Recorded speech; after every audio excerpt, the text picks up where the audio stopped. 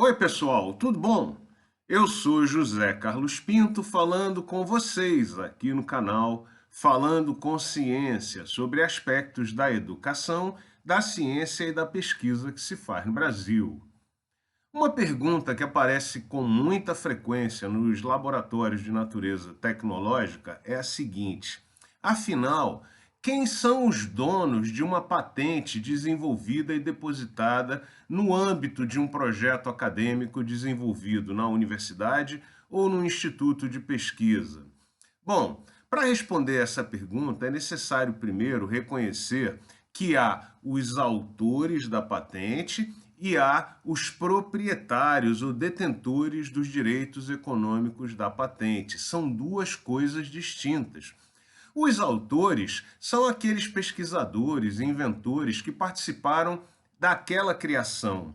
E nós já falamos um pouco sobre isso em vídeo anterior do canal. Como sempre, você encontra aqui embaixo na descrição do vídeo alguns links para você aprofundar a discussão e formar a sua própria opinião. E vamos lembrar que a patente é um ativo econômico, como também já descrito aqui em vídeo anterior do canal, e pode ter donos proprietários que não são necessariamente os autores, da mesma forma que o dono de uma casa não é exatamente quem construiu aquela casa. Feita essa distinção, é bom a gente definir de maneira direta. Não há qualquer dúvida de que o dono da patente desenvolvida ao longo de um projeto de natureza acadêmica numa instituição de pesquisa é a instituição de pesquisa. Ponto. Não há polêmica sobre esse tema. A justificativa para que a instituição seja proprietária está baseada, primeiro, no fato de que os servidores têm contrato de prestação de serviços e muitas vezes de exclusividade de trabalho com a instituição. E no caso dos estudantes, eles são beneficiados financeiramente por meio de bolsas, auxílios financeiros e também a infraestrutura é colocada à disposição deles para o desenvolvimento daquele trabalho em particular. No entanto, eu gostaria aqui de fazer algumas ressalvas muito importantes. A primeira delas é que a Lei número 10.973 de 2004, a famosa Lei de Inovação, estabelece no seu artigo 13º que todos os inventores de patentes, de registros criativos, devem ser remunerados num percentual equivalente a 5% no mínimo, até um terço no máximo, em relação a todos os benefícios financeiros auferidos por aquela criação à instituição que é detentora da propriedade econômica, dos direitos econômicos daquele ativo.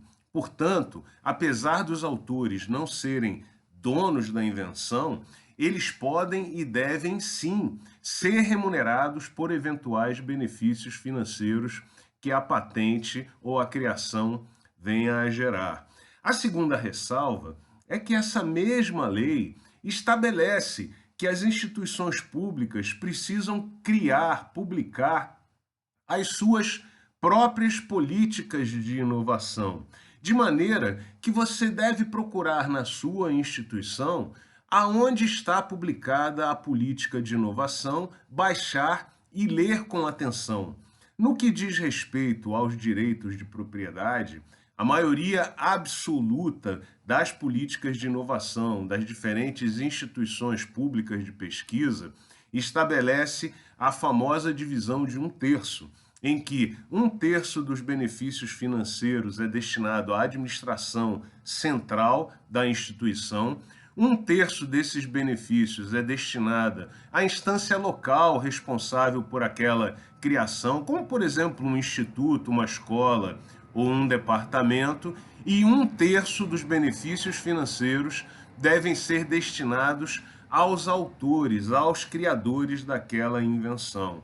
Por isso é importante você procurar na sua instituição o que fala especificamente a sua política local de inovação a esse respeito.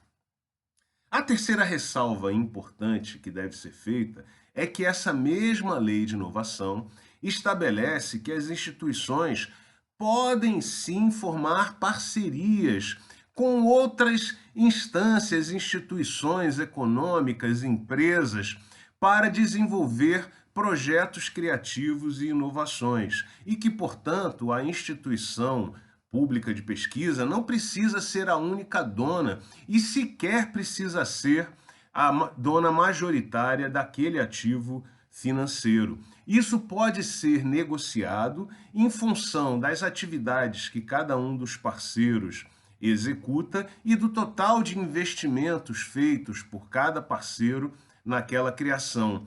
Veja, por exemplo, que os contratos padrões da Petrobras falam em parcerias que dividem em 50% para a instituição de pesquisa e 50% para a Petrobras em relação ao direito de propriedade das invenções resultantes dos trabalhos realizados em conjunto, mas também admite outros percentuais, como 80% para a Petrobras e 20% para a instituição de pesquisa e vice-versa, a depender dos investimentos feitos por cada um dos parceiros naquele projeto em particular.